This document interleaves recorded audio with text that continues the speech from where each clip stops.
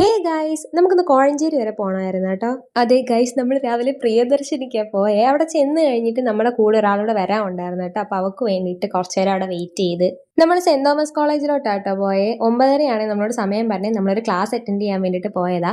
പിന്നെ നമ്മൾ അവിടെ ചെന്ന് കാഴ്ചകളൊക്കെ കണ്ട് ഹോളൊക്കെ കണ്ടുപിടിച്ച് അങ്ങോട്ട് പോയി. മാത്സ് ഒളിമ്പ്യാഡിന് വേണ്ടിയിട്ടുള്ള ഒരു ചെറിയ ട്രെയിനിങ്, ഇടയ്ക്ക് ബ്രേക്ക് ഒക്കെ ഉണ്ടായിരുന്നു. അവർ നമുക്ക് ഫ്രൂട്ടി ബിസ്ക്കറ്റ് ഒക്കെ തന്ന്. അത് കഴിഞ്ഞിട്ട് കുറച്ച് നേരം കൂടെ ക്ലാസ് കഴിഞ്ഞ് നമ്മളെ ഫുഡ് കഴിക്കാൻ വിട്ടു. ദെൻ നമ്മൾ അവിടെ പോയി ഫുഡൊക്കെ കഴിച്ച് കുറച്ച് നേരം ചുറ്റിക്കറങ്ങി വീണ്ടും കാഴ്ചകളൊക്കെ കണ്ടിട്ട് നമ്മൾ തിരിച്ച് അടുത്ത സെക്ഷൻ അറ്റൻഡ് ചെയ്യാൻ വേണ്ടിയിട്ട് വന്നു. അങ്ങനെ ഒരു 3:30 കഴിയുമ്പോഴത്തേക്ക് നമ്മുടെ ക്ലാസ് ഒക്കെ കഴിഞ്ഞ് സംഭവം കൊള്ളാട്ടെ, അടിപൊളി. അവിടെ ഒരു ഫോട്ടോ സെക്ഷൻ ഒക്കെ ഉണ്ടായിരുന്നു. അങ്ങനെ അതൊക്കെ കഴിഞ്ഞിട്ട് നമ്മൾ പതുക്കെ അവിടെ നിന്ന് ഇറങ്ങി. അവിടെ നിന്ന് ബസ് കയറി നമ്മൾ കോഴഞ്ചേരി വന്നു. പിന്നെ നമ്മൾ ആസ് യൂഷ്വൽ അടുത്ത വണ്ടി കയറി നമ്മുടെ കിടങ്ങന്നൂർ വന്നു. അവിടെ ചെന്നിട്ട് കടയിലൊക്കെ കയറാനുണ്ടായിരുന്നു. അപ്പോൾ അതൊക്കെ കഴിഞ്ഞിട്ട് നമ്മൾ വിചാരിച്ചു എങ്കിൽ പിന്നെ ഇത്രയും ക്ഷീണിച്ച് വന്നതല്ലേ, അപ്പോൾ പിന്നെ ഒരു ലൈമൊക്കെ കുടിക്കാൻ. പിന്നെ അവിടെ കുറച്ച് നേരം ബസ് നോക്കിയിരുന്നു. പക്ഷെ ഞങ്ങൾക്ക് ബസ് കിട്ടിയില്ല. ദെൻ വീട്ടിൽ വന്ന് പുട്ടിയൊക്കെ അഴിച്ച് വെച്ച് ഒരു കാപ്പിയൊക്കെ ഇട്ട് അപ്പോഴത്തേക്ക് അമ്മ വന്നു കേട്ടോ. പിന്നെ അമ്മയോട് സംസാരിച്ച് കാപ്പിയൊക്കെ കുടിച്ച് അപ്പം അത്രയേ ഉള്ളൂ. അപ്പം അടുത്ത് വിളിക്കാം. ടാറ്റാ.